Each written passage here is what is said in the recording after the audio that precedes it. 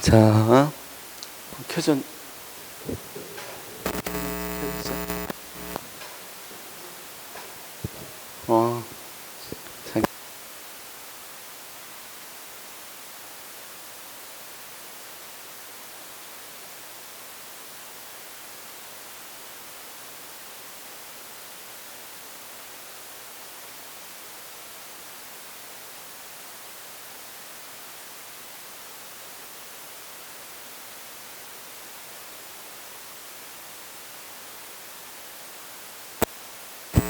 자, 오늘 수업 시작하겠습니다. 재무행정 하는 거고,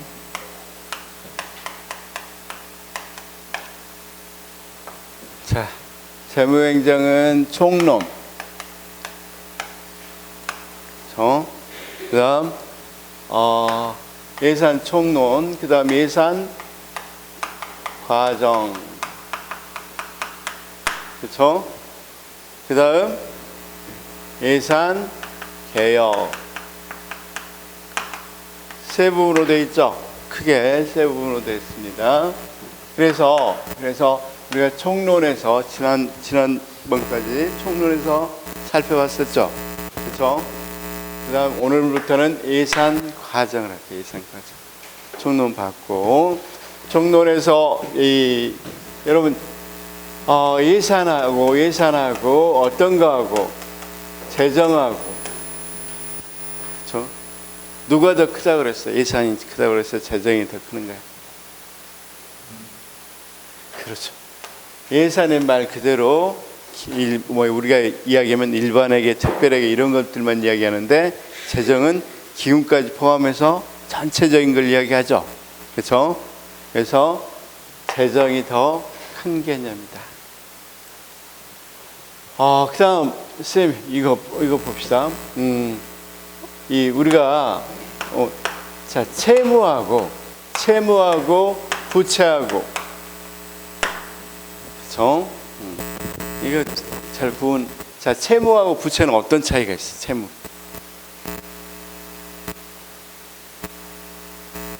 이걸 헷갈리면 갑자기 우리나라 채무가 2배가 돼버려. 2배가. 그러니까 빚이, 둘 다 빚은 맞죠. 근데 채무는 자, 이자가 있는 게 채무예요. 그러면 국가가 국공채를 발행하거나 차관을 들여오거나, 그럼 채무죠. 그럼 부채는 뭘 말해요? 이자가 없는 빚. 국가가 이자가 없는 빚이 어디가 있습니까? 이렇게 말하고 싶은 거죠. 공무원 퇴직금 같은 거. 퇴직금 언젠가 줘야 되잖아, 국가가. 물론 이 월급 받아서 이 반을 퇴직금에 적립한 것도 있지만, 국가도 여기 반은 넣어주는 거잖아. 그럼 이 퇴직금 다 줘야 되는 거잖아. 근데 퇴직금에 빚이 있어 없어? 빚이란 퇴직금에 이자가 있어 없어? 없잖아. 그러니까 그런 건 뭐라 그래? 그런 것까지 포함한 건 부채. 그러면 채무보다는 부채가 훨씬 더 크죠? 그렇죠? 그래서 자, 이런 걸 좀 구분하고 뉴스 같은 걸 봐야, 어떨 때 보면 갑자기 우리나라 빚이 2배가 되는 경우가 있어요. 2배는 아니지만 상당히 늘어나는 경우가 있어요. 그럴 때는 부채로 말하는 거예요. 채무로 말하면 그렇겠죠. 퇴직금 같은 거 다 포함시키지 않으니까.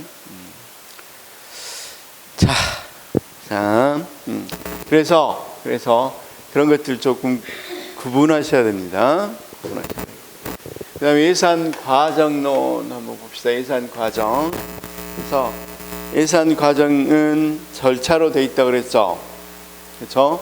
그래서 그래서 자, 총론은 일반적인 거하고 일반적인 내용들하고 우리가 예산 결정 이론 좀 배웠었죠. 예산 결정 이론에서는 어떤 게 있었어?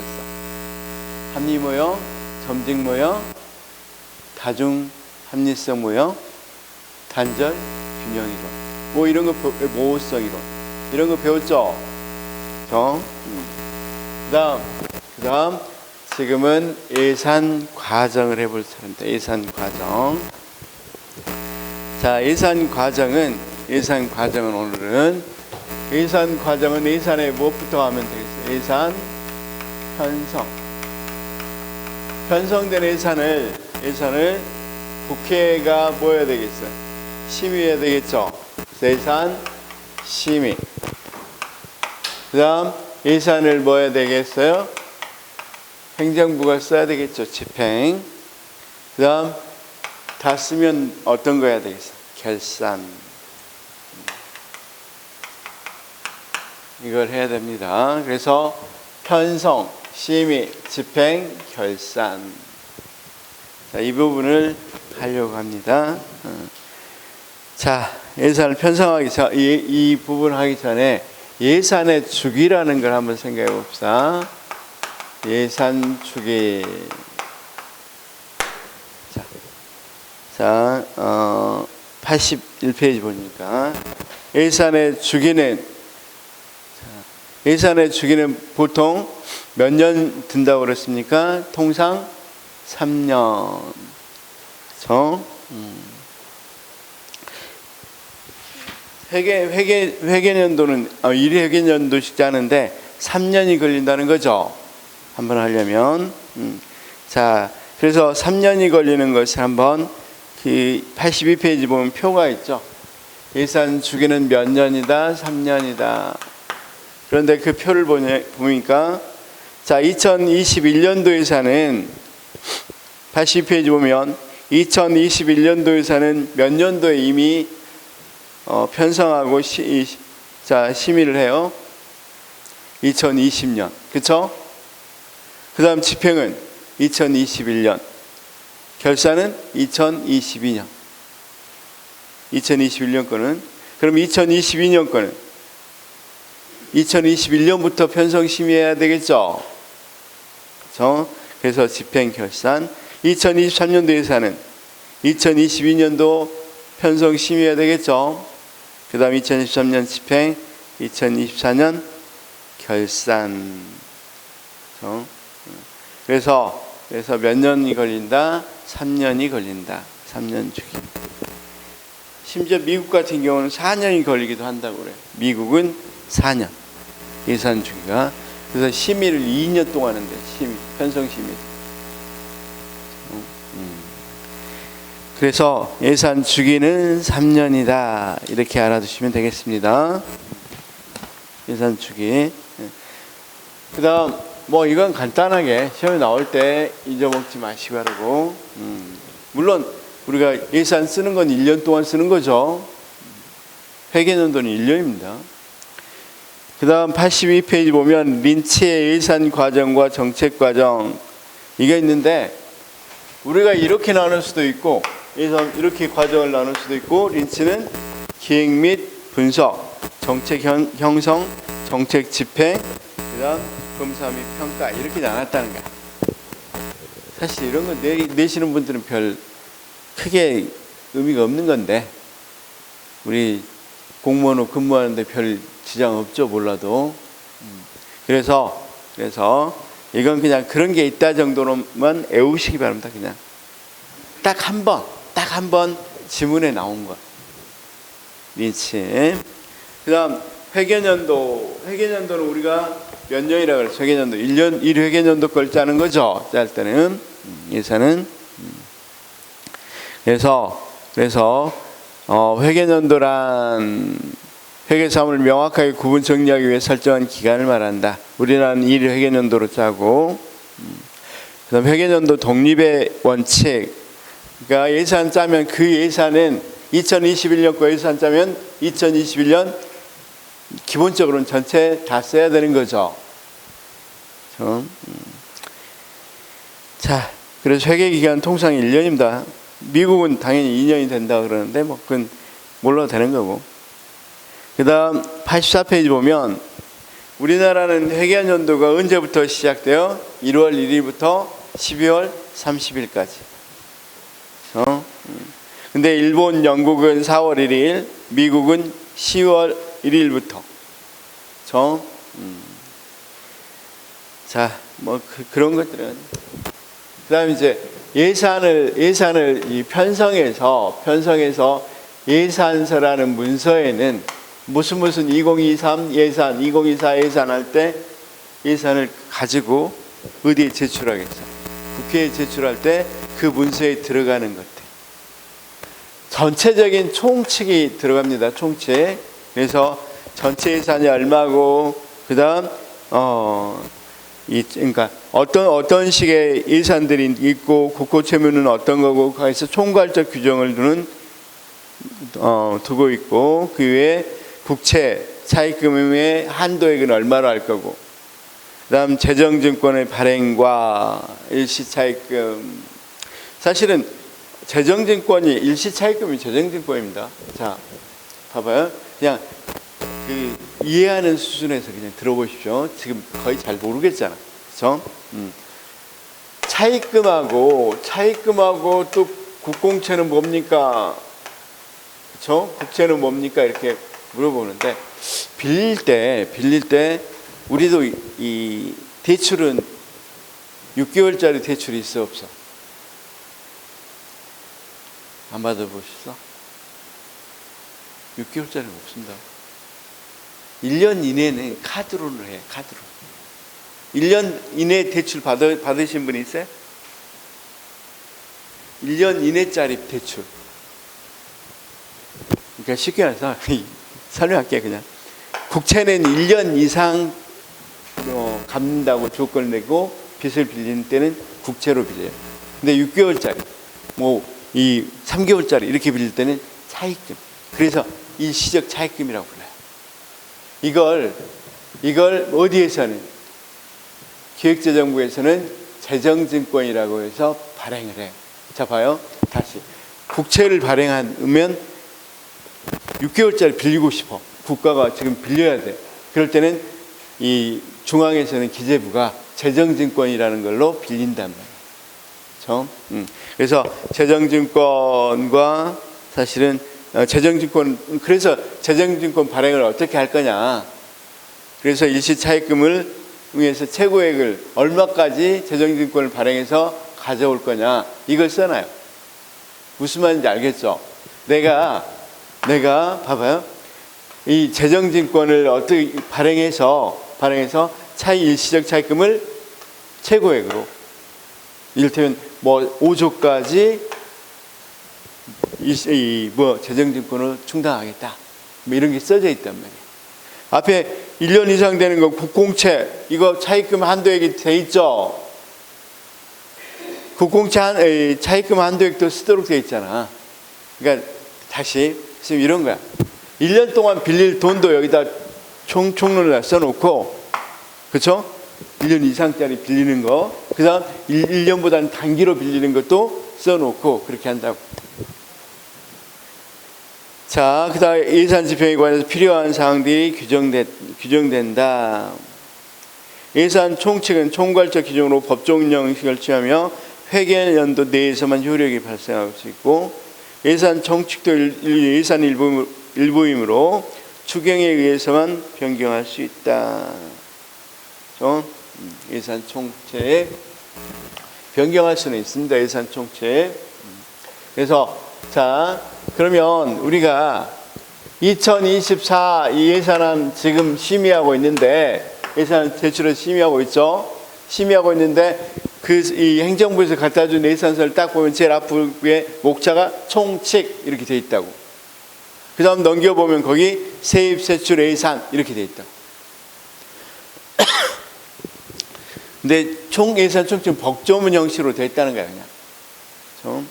그 다음 세입 세출 예산은 우리가 이미 다 했었죠. 세입 예산은 일반에게 특별하게 했는데 어떤 식으로 세입을 할 거고 이런 것들이 짜져 있단 말이에요. 주로 이제 세금으로 많이 돼 있겠죠. 세입에서는. 세출에서는 우리가 이 국가가 쓸 돈은 어디에 쓰겠다 이렇게 돼 있어. 자, 그다음 계속비. 계속비는 자 거기 봐요. 공사나 제조 및 연구개발 사업 이걸로 한정돼 있어 범위가. 그런데 자 봅시다. 우리가 이런 거 한번 생각해봐. 이 지금 뭡니까? 우리도 인공위성 발사했잖아. 인공위성 이름이 뭐였죠? 우리 인공위성 이름 뭐야 이름? 그런 거 잊어버려야죠. 그렇죠? 무슨 호? 누리호? 누리호는 옛날 이름이었는데 어쨌든 그거 발사했잖아. 그거 발사할 때 발사하려면 쌤 1년 들겠어? 몇 년 들겠어? 굉장히 많이 들겠죠. 한 4, 5년 들 거란 말이야. 그럴 때 계속해서 모아다니 계속 예산을 내서 하는 것보다는 그냥 이렇게 단기간에 할 거니까 한 번에 내서 연부액으로 해요. 이거 한 번에 냈지만 5년에 얼마 이렇게 안 합니다. 2021년에 얼마 넣고 2022년에 얼마 쓰고 이런 식으로 짜서 내는 게 계속비야. 계속비. 그러니까 이건 회계연도 한정성의 원칙에 예외겠죠. 1년 안에 다 해야 되는데 5년치 짜는 거니까. 그 다음 명시월비. 자, 명시월비는 뭐라고 그랬어? 명시월비는 2월이란 말은 말 그대로 넘겨서 사용한다는 뜻이니까, 자, 2023년도 예산을 2024년도에 쓰겠다 하고 명시월비를 쓴단 말이에요. 명시월비 이걸 제출한단 말이에요. 네?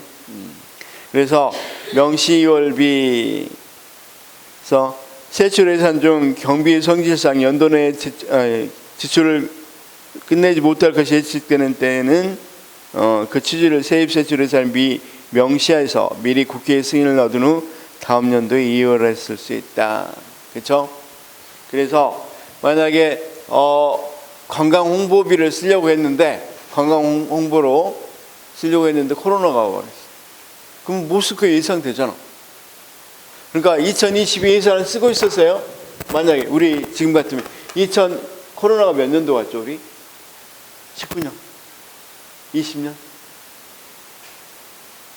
우리 몇 년 동안 같이 살았잖아. 그냥 합시다. 그냥 19년이라고 하더라도 19년 한참 예산을 쓰고 있는데 5월 달에 코로나가 발생했단 말이에요. 그래서 관광 홍보비로 딱 책정해 놓은 게 있었는데 국가가 이게 통제해버려. 못 오게 한단 말이에요. 그러면 관광 홍보를 어떻게 해? 우리나라 관광하러 갈 수가 없잖아. 이거 못 쓰겠잖아. 그럼 어떻게 했어야 돼? 내년 후 2월 해야 되겠죠. 근데 2022년도도 여전히 코로나야. 그럼 또 2월 해야 되겠죠. 그래서 명시월은 국회, 그래서 이제 5월에 할 것 같으면 미리 뭐 한다면 여기 2월에 쓰겠습니다 하고 2020년 예산에다가 여기 못 쓴 거 있죠? 그걸 여기다 적어 놓는단 말이야. 근데 여기서도 못 써. 그럼 다시 2월에 쓸 수 있겠죠? 그래서 명시월은 이렇게 제2월이 가능. 나중에 하겠습니다, 이거. 어디에 쓴지는 알겠죠? 이제 명시월이란 거. 국고채무부담행위는 거기 국가가 가는 법률에 따른 것과 세출 예산 금액 또는 계속비의 총액의 범위 안의 것 외에 채무를 부담하는 행위를 할 때는 미리 예산으로서 국회의 의결을 얻어야 된다. 그렇죠? 대표적인 게 이제 이 국고채무부담행위는 보통은 어떻습니까? 거기 있는 것처럼 미리 엮게 되는 거니까 그에 쓰지는 않고 다음에 쓰도록 돼 있는데 이런 겁니다. 이제 수교를 했어. 수교를 하면 우리나라 대사관을 땅을 대사관을 매입하거나 이렇게 해야 되겠죠. 그렇죠? 그런 것들을 할 때 분명히 어떻게 한다. 우리는 그냥 그걸 뭘로 해서 이거 예산을 만약 오래 하려면 예산이 없잖아. 근데 매입해야 되잖아. 그럼 미리 매입하고 다음번에 예산에 국고채무행위라고 붙인단 말이야. 무슨 말인지 알겠어요? 그래서 미리 예산으로서 국회 의결을 얻어야 한다고 규정하고 있다. 국고채무부담행위. 국고채무부담행위 사항마다 그 이유를 필요한 이유를 명백히 밝히고 그 외에 한 연도 및 상환연도와 채무부담의 금액을 정한다. 그래서 자 이런 식으로. 그런데 이게 체결을 거의 왔단 말이에요. 이제 우리가 생각해 러시아하고 이제 또는 중국하고 이제 정상적인 관계를 하려고 해. 그런데 우리가 지금 여러 나라들이 있죠. 사실은 미수교 있으면 수교를 하려면 수교하고 하고 하면 다음번에 대사관 그거 사야 되죠. 건물도 없이 어떻게 해? 임대료 하고 사고 이렇게 해야 되겠잖아. 그런 것들을 미리 뭐한다? 국회에 승인을 받는 국고채무부담행위라고 합니다. 이건 계속해서 나오니까 알아두시면 되겠고. 자, 그 다음 이제 한국의 예산 과정 이게 쭉 나오는데, 자, 거기 한번 보시면 어차피 어떤가 이제부터 이제 시작합니다. 편성부터 예산 편성부터 하겠습니다. 거기 한눈에 볼 수 있도록 쭉 그려놨으니까 한번 보시기 바라고. 이게 전체입니다. 전체고 이제 예산 편성부터 하나하나 자세히 봐야 되겠죠. 하나하나 자세히 봐야 되는데,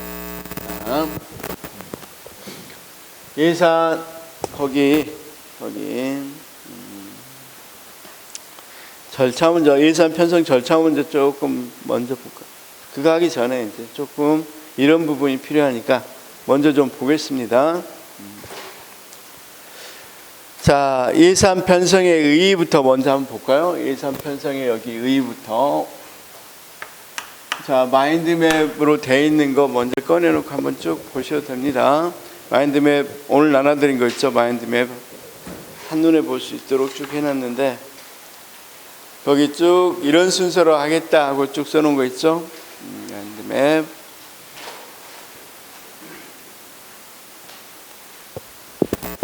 자, 먼저 예산 편성의 의의만 조금 볼까요? 거기 예산 편성은 정부가 다음 회계연도 세입과 세출을 예정적으로 계산하는 과정이다. 예정적 과정입니다. 예정적입니다. 결산은 확정적이라면 여기는 예측하는 거죠. 이렇게 쓰겠다. 그렇죠? 자, 구체적으로 정부가 수행하고자 하는 계획과 사업을 구체화하는 과정이다. 이렇게 볼 수 있겠고, 우리나라는 행정부가 제출하는 행정부 예산입니까? 아니면 입법부 예산입니까? 거의 대부분 나라들이 요즘은 행정부가 짭니다. 예산을. 행정부 예산. 그런데 거기 보니까 입법부 예산 제도도 있었다. 옛날에는. 그쵸? 86페이지 보니까 입법부 예산 제도 있었다. 이렇게 돼 있죠?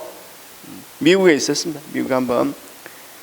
그 다음 이 예산은 거시적 예산 결정과 미시적 예산 결정의 상호작용으로 이루어져 있다. 그렇죠? 자, 우리가 거시적인 거하고 미시적인 거하고 상호작용으로 이루어져 있다. 그렇죠? 자, 거시적이다.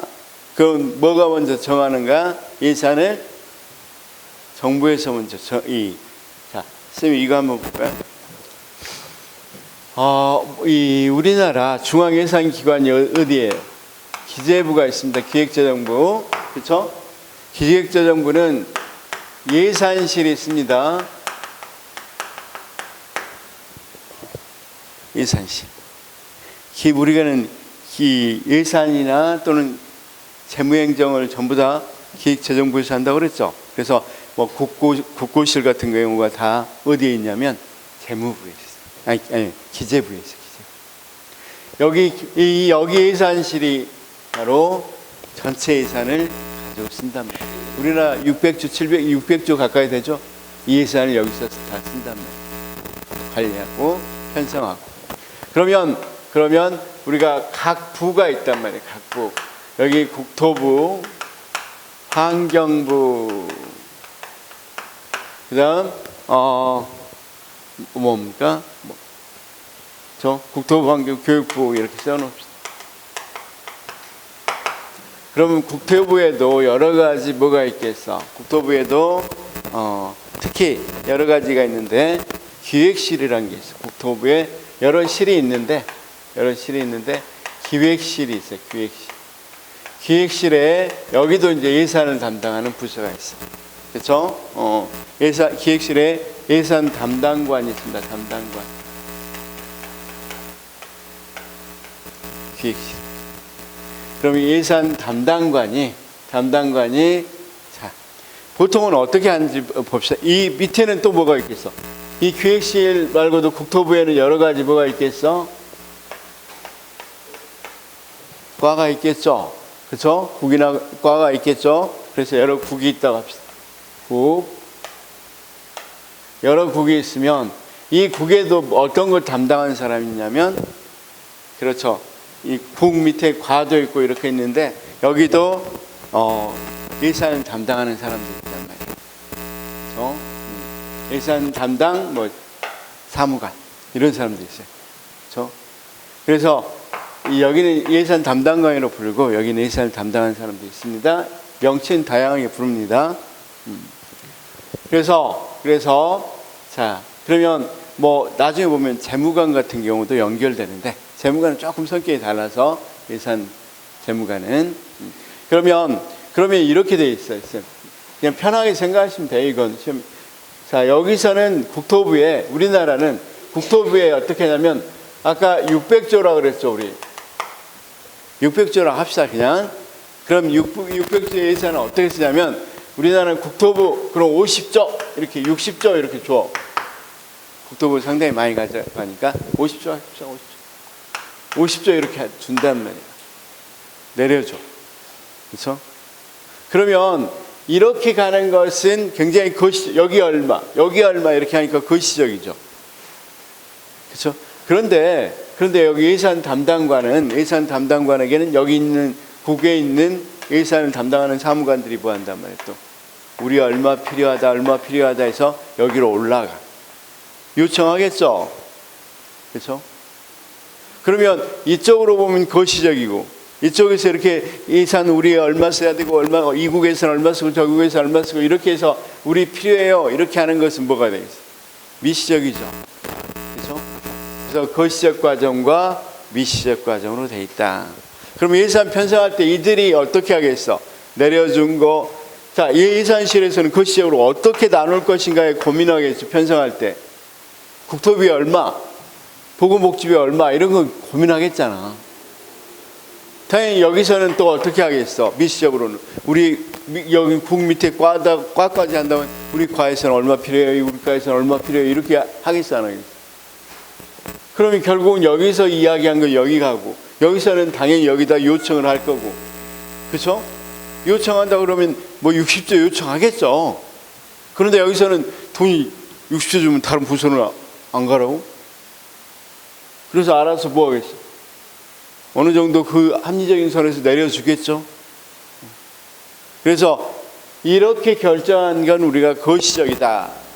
그렇죠? 거시적 하향적이다. 여기서 이야기에서 위로 우리 얼마 필요해 이렇게 하는 것은 미시적이고 상향적이다. 이렇게 말할 수 있어 없어? 그런 과정이다. 그렇죠? 자, 여기 하나 이해됐어요? 여기 무슨 말인지 알겠죠? 상향적, 하향적. 그다음 우리나라는 국가재정운영계획이라는 것을 2004년부터 사용하고 있어요. 그래서 국가재정운영계획 이건 조금 다 설명해 드리겠습니다. 자, 그런데 거기 의 보니까 이건 바로 여기서부터 바로 편성에서부터 나옵니다. 국가재정운영계획이라는 것은 5년짜리입니다. 재정운영 시계일가는 연동식 중기재정계획입니다. 그러면 자 봅시다. 2024년짜리 예산에 한번 볼까요? 2024년, 2025년 이 계획안은 2026년, 2027년, 2028년 어떤 일을 하겠다고 쭉 써놓는단 말이야. 그렇죠? 쭉 해. 그래서 계획을 이렇게 짜놔. 그 다음 2025년이 되면 그대로 놔두고 하나 더 늘려서 어디까지 짜야 되겠어? 2025, 26, 27, 28까지 짰잖아. 그럼 여기 지나고 2025 되면 뭘 짜야 되겠어? 2029년도. 이게 이제 연동계획이에요. 연동돼 있죠. 계속 이렇게 계획이 늘어나죠. 그래서 우리나라는 예산은 원래 1년짜리잖아요. 1년. 근데 그러면 굉장히 단기적으로 이렇게 시계를 가질 수밖에 없잖아요. 1년에 뭐 할까만 관심 갖겠잖아. 근데 중기 계획을 세워놓으면 어때? 이 전체적인 한 5년 속에서 어떻게 쓰겠다 이런 걸 우리가 볼 수 있죠. 그렇죠? 그래서 중기하고 단기적인 예산하고 중기 계획을 우리나라는 결합해서 쓴다. 그래서 거기 중기 재정 계획하고 나와 있고, 거기 이제 중요한 건 이런 겁니다. 중기 재정 계획은 두 번째 보니까 중장기적 시기에서 국정 과제를 체계적으로 뒷받침하고 예측 가능성을 제고하여 재정의 건전성과 효율성을 도모하기 위한 것이다. 이렇게 나와 있고, 국가재정법 제7조에는 자, 이걸 짜서 언제까지 회계연도 개시 120일 전까지는 국회에 제출해야 됩니다. 그렇다고 그래서 자, 국회에 제출한다 그래서 국회가 이 재정 계획을 심의하진 않아요. 이게 합리적인지 뭔지 이건 심의하진 않아요. 그렇죠? 이 1년짜리 예산안은 심의하지만 이 전체 계획 속에서 계획 이걸 가지고 이거 문제가 심의라는 건 잘못된 걸 뭡니까? 문제점 같은 걸 지적하고 대안 같은 걸 이야기하려고 하는데 이거 계획 잘못됐어 이렇게 안 한다고. 이건 심의 안 해. 그냥 제출해서 참고만 해. 그래서 자 그래서 88페이지 보니까 총량적 재정 규율의 제도적 장치로서 기능한다. 그렇죠? 자, 뭔 말이냐면 여기 한번 봅시다. 재정 계획을 이렇게 세워놓으면 전체적인 관점에서 어떤 걸 할 건지 효율적으로 규율할 수 있겠죠. 그 다음 배분적 효율성. 자, 우리가 효율성 배울 때 이렇게 배웠습니다. 여기 봅시다. A부서 A부, B부가 있다 합시다. 국토관리부, 행정부, 환경부가 있다면 여기를 어떤 걸 써야 더 효율적인가를 정한 건 배분적 효율성이라고 그랬습니다. 그런데 여기에서 이를테면 한 사업에서 얼마나 적게 투입해서 많은 효과를 낼까? 그럼 기술적 효율성이라고 그랬습니다. 그러면 이런 걸 전체를 아울러서 뭐라고 그랬어요? 이걸 전체를 해가지고 총량적 효율성이라고 그랬죠.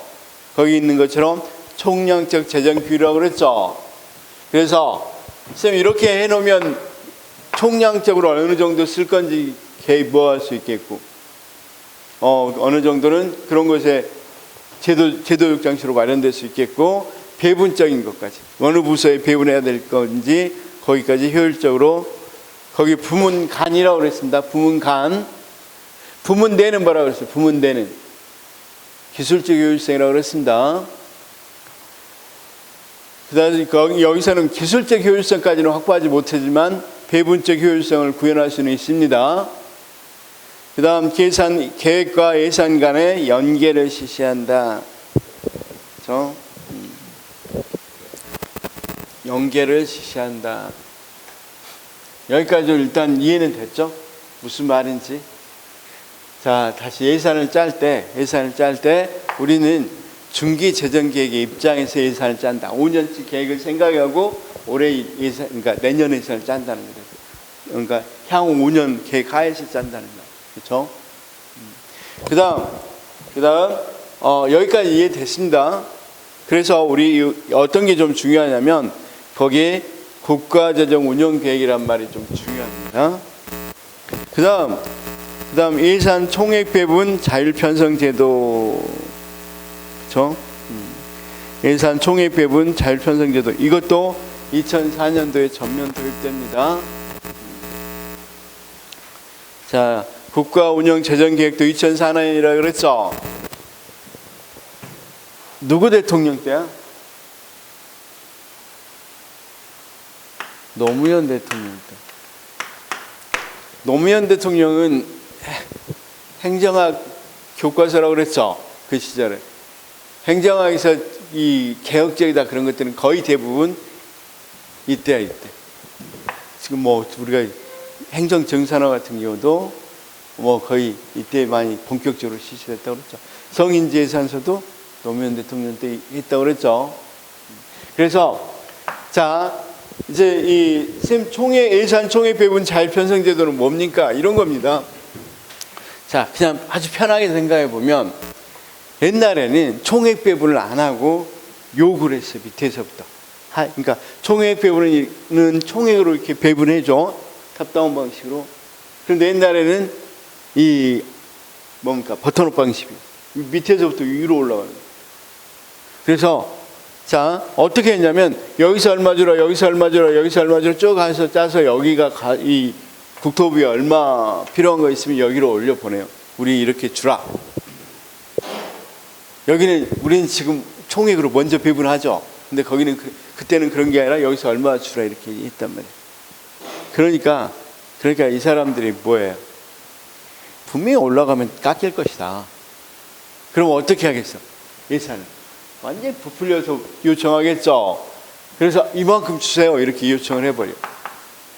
그리고 여기서부터는 합리적으로 하는 것이 아니라 무슨 게임이야? 완전히 정치적 게임이겠죠. 여기 힘이 있는 부서 같으면 많이 따올 수 있단 말이에요. 그렇죠? 그렇게 해서 굉장히 많은 문제점이 출현했단 말이에요. 2004년은 아예 뭐 한다? 거기 탑다운 방식을 해서 자, 이렇게 자, 봐봐요. 미리 600조를 나눠줘. 50조 몇 조 나눠줘. 그리고 니네가 알아서 그건 네가 알았어. 그렇죠? 그러면 탑다운이기는 하겠지만 총액으로 배분하겠지만 여기 대해서는 자율적으로 쓸 수 있어 없어? 다시 봐봐요. 옛날에는 요구사항들이 다 있어서 그래서 올라와서 예산실에서 취합해서 다시 내려볼 때 너 그러면 이 국에는 20만 5조 뭐 3조 뭐 이런 식으로 내려줬단 말이야. 어디 써라고 내려줬어. 그러면 사실은 여기는 자율적이지는 않죠. 요구사항은 올려갔지만 자율적이는 않죠. 그런데 지금은 50조 주고 니네가 그 범위 내에서는 자율적으로 써. 어디다 쓰든지.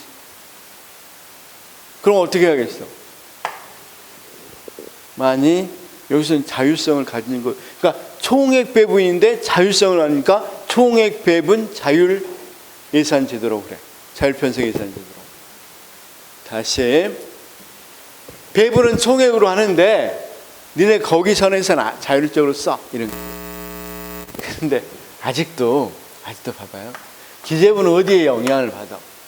지금 같으면 용산 대통령실 영향을 받겠어 안 받겠어? 용산 대통령실이 강조하는 사업 같은 게 있을 거잖아. 국토부 이 사업이 안 맞네 이런 거. 그런 거 있겠죠. 자, 지난 정권 같은 경우는 뭐 이를테면 뭐 수소차라든가 이 대체에너지 이런 거 굉장히 강조했단 말이에요. 그런데 여기 예산 배분에서 갑자기 뭐 한다면 황국이 다른 거 하게 하고 있으면 안 되겠죠. 그러면 지금도 여전히 예산실에 어느 정도 사업 같은 거 관여가 있어 없어? 지금도 여전합니다. 관여는. 물론 총액 배분 자율 편성 제도를 하고 있지만 현실은 어느 정도 그래도 자율성 부분에서는 조금은 제약을 완전히 자유롭지는 못하다. 그러면 쌤, 자 다시요. 총액 배분인데 자율 편성이다. 이 말이 무슨 말인지 알겠죠? 그 다음 탑 다운 방식이다. 무슨 말인지 알겠죠? 미리 나눠준다는. 우리가 보통 탑 다운 하면 자율성이 아니라고 생각하잖아. 위에서 하향식으로 내려보내니까. 그런데도 불구하고 자율이란 말 들어가는 이유를 알면 좋겠어요. 그렇죠? 그래서 이걸 2004년부터 도입해서 쓰고 있어요. 이것 알겠죠, 이제? 나머지는 다 이것만 잘 이해하면 나머지는 다 어떤 거다? 절차입니다, 절차. 자, 다 이해했으면 거기 이제 절차를 좀 보겠습니다. 절차. 예산 편성 절차. 이제 중요한 것만 91페이지에 예산 편성 절차가 쭉 나와 있는데 중요한 5단계만 거기 봅시다. 중요한 5단계. 이건 이제 다 알겠죠? 중요한 5단계에서 제 첫 단계가 어떤 단계입니까? 중기사업계획서를 제출합니다. 중기사업계획서를 제출한다. 그렇죠? 이게 첫 단계입니다. 중기사업계획서.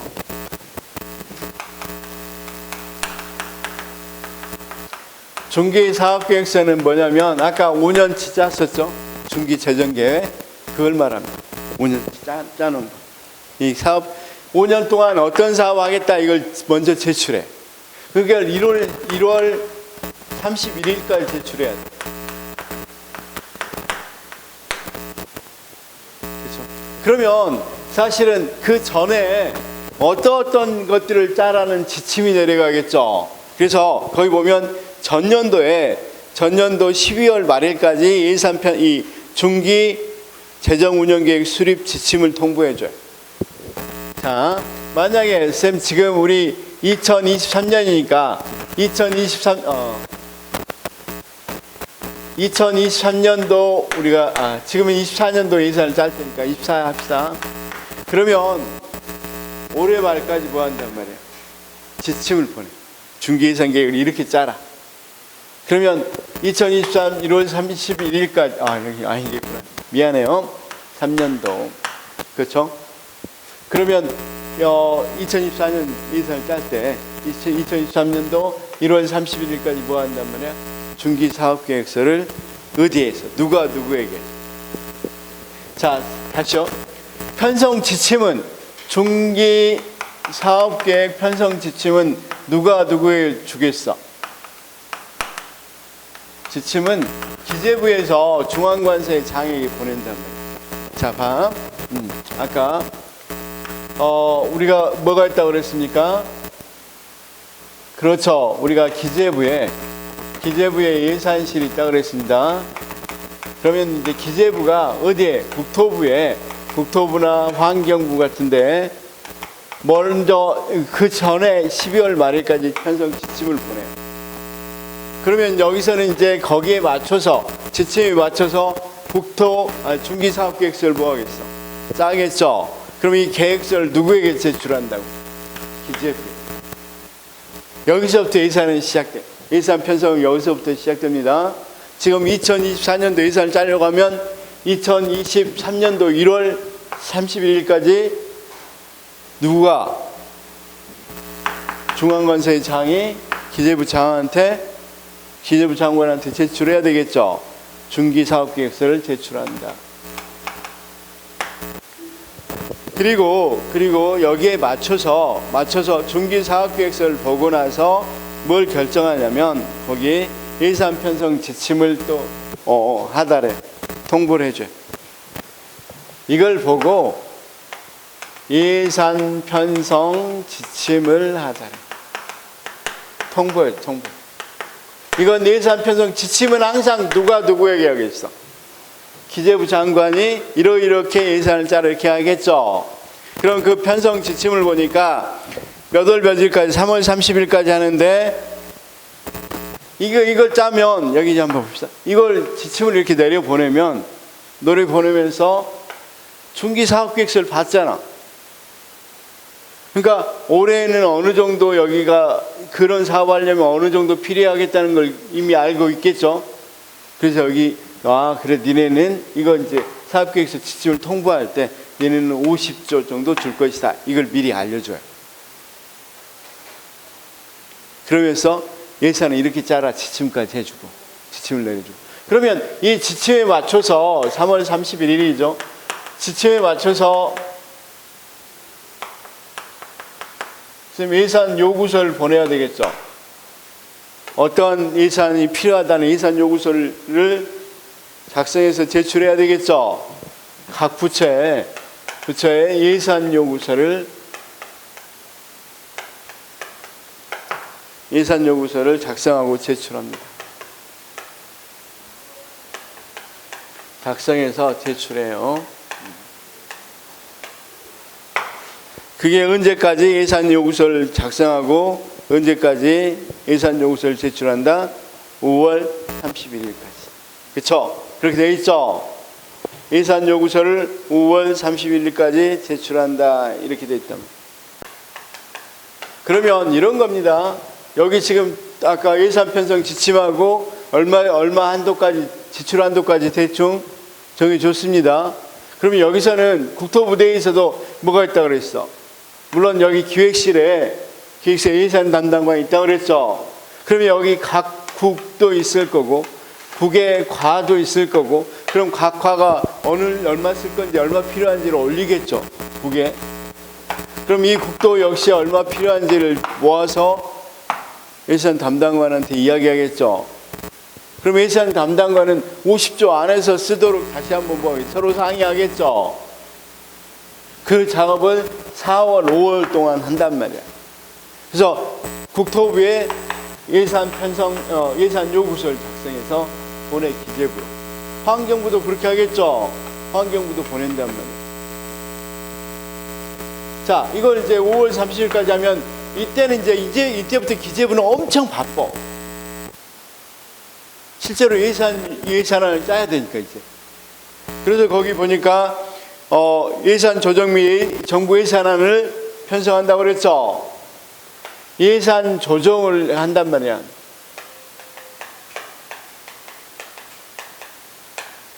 자, 봐봐요.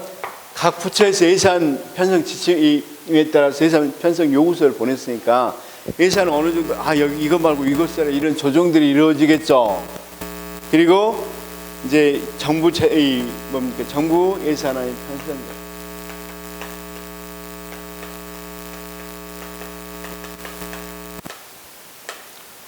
예산 조정 및 정부 예산이 편성돼요. 그렇죠? 그래서 그걸 어디에 9월 3일까지 예산안을 국회에 제출하라고 돼 있죠. 그래서 9월 30일까지 3일까지 예산안을 제출합니다.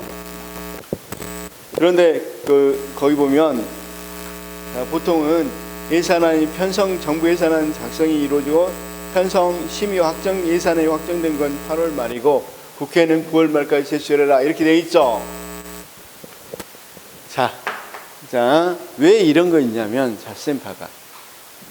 국토부에서 양평 국도 있었죠. 서울 양평간 고속도로 있었죠. 근데 이게 좀 문제가 있으면 여기서는 일단 짜서 올렸죠. 그럼 여기서 조금 위에서 이거 추진해봐야 지금 좀 정치적으로 많이 문제가 있겠다. 그럼 좀 보류해. 그럼 이 예산안을 다른 데로 또 쓰도록 해야 되겠죠. 이렇게 조정이 이루어졌죠. 또는 그 정당에서 힘 있는 대표가 있다. 그럼 이쪽 방향으로 조금 더 옮겨. 이런 식으로 조정 좀 일어나죠. 그래서 거기 뭐라고 돼 있어? 제일 밑에 우리나라 정부 예산은 단순히 정부 예산이기보다는 정부와 여당이 합동으로 마련한다. 이렇게 돼 있죠. 어쨌든 정부 예산안이 편성되고 그 다음 뭐가 이루어져요? 국무회의 심의를 거치면 9월 3일까지 국회에 제출하라고 돼 있죠.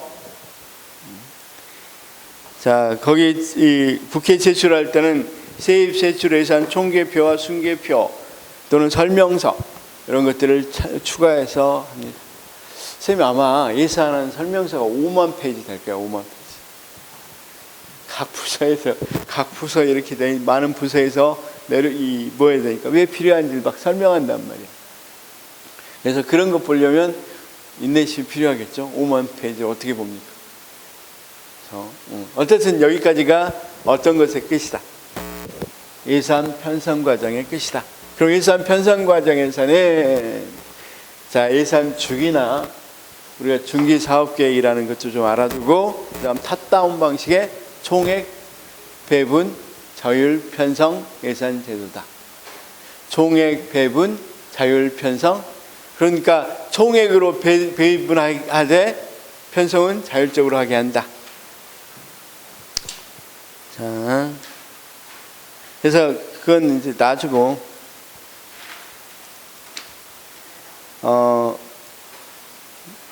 96페이지 한번 봅시다. 반복되어 있고 거기 이제 주민 참여라고 되어 있는데 사실은 주민 참여 예산 제도는 지방에서 하는 거고 국민 참여 예산 제도입니다. 국민 참여 예산 제도. 국민 참여 예산 제도. 자, 국민 참여 예산 제도 한번 뭐에서 볼까요? 이거 시험에는 거의 안 나올 거니까 이거 한번 봅시다. 자, 우리나라는 주민 참여는 그러니까 지방에서는 예산을 많이 짰어요. 자, 첫 페이지 보면 됩니다. 마인드맵 첫 페이지 보면 거기 자, 국민 참여 예산 제도 2019년도부터 이렇게 돼 있죠. 제일 밑에 국민 참여 예산 제도 제일 밑에 우리나라가 유일합니다. 세계에서 가장 국민 참여 예산을 세계는 어떤 거 있냐면 주민 참여는 있어요. 주민 지방에서 예산에 편성할 때 참여하는 거 있는데 여기서는 뭐 어떤 것에 참여다? 국민 참여 예산 제도입니다. 우리나라가 유일하다고 그랬죠. 자, 거기 보니까 국가재정법 16조에 나와 있고 예를 들면 2020년에는 우리 600조인데 국민 참여는 1,100억밖에 안 되니까 어때? 굉장히 소소하죠.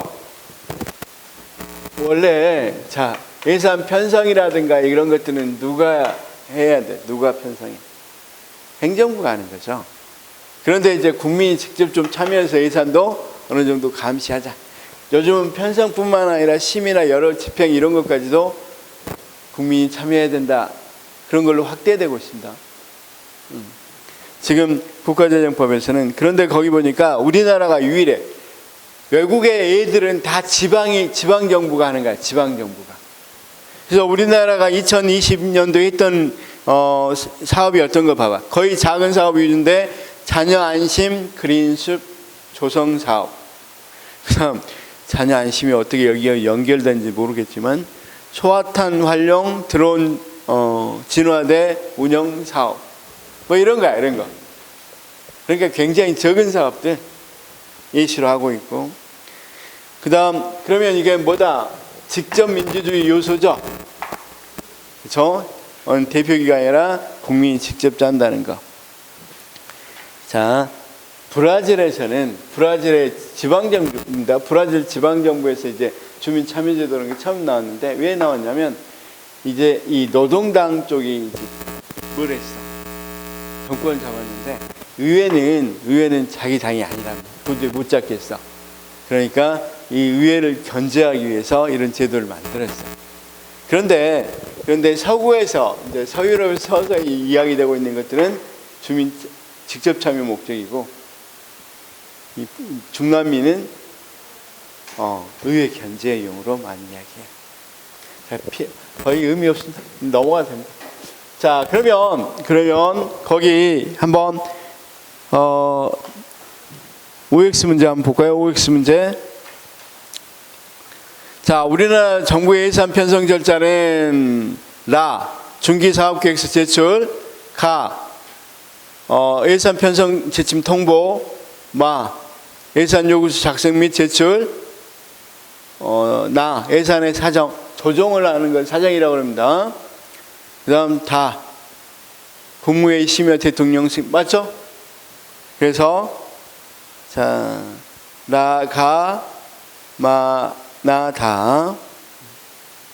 2번 국가재정법상의 예산안 편성 과정에서 기재부 장관은 국가재정 운영계획과 예산 편성을 연계하기 위해서 예산 편성 지침에 중앙관서별 지출 한도를 포함하여 통보를 할 수 있다 이렇게 이야기했죠.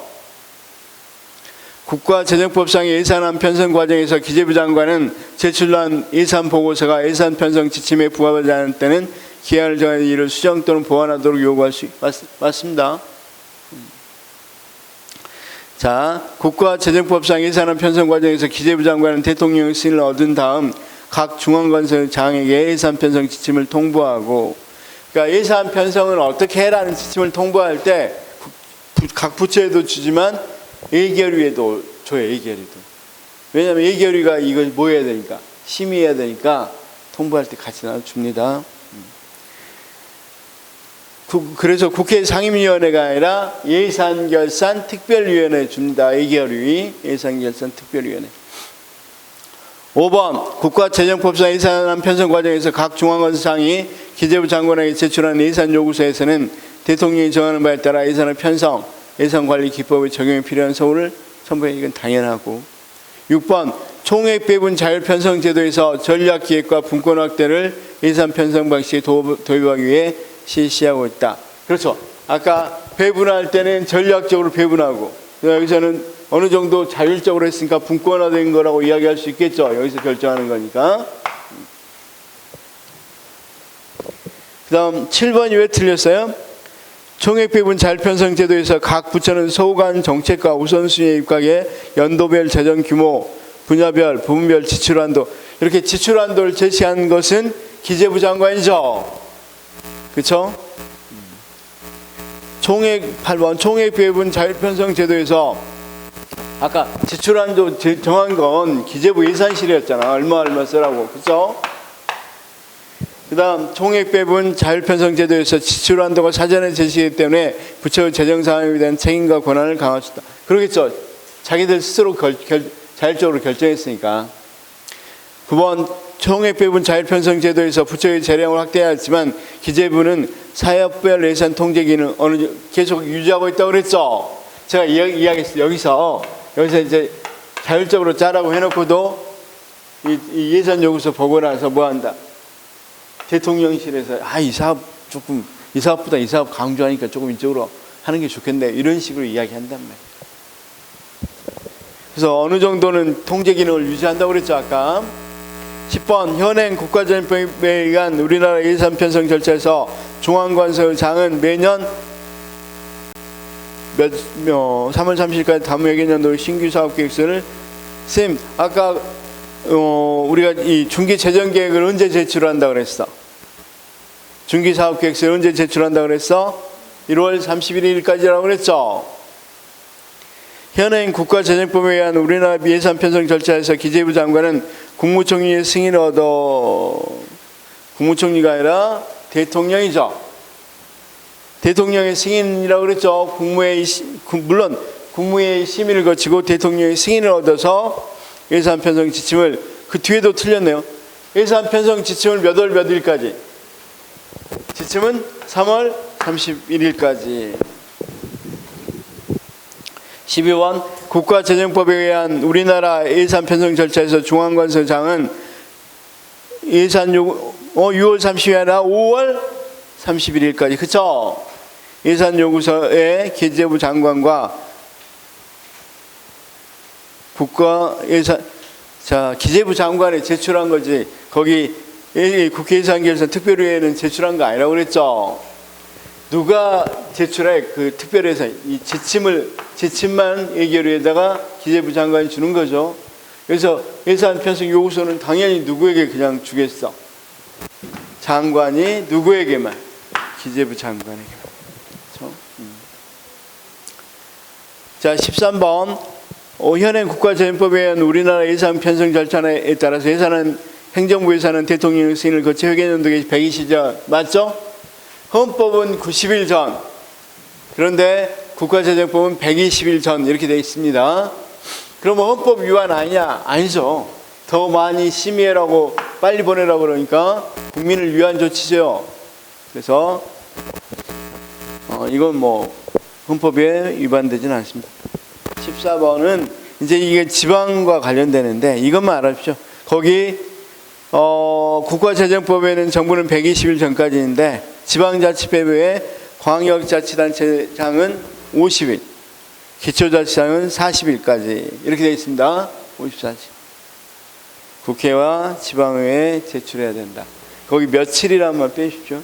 회계연도 개시 전까지는 이렇게 할 때 이렇게만 그냥 써놓으시기 바랍니다.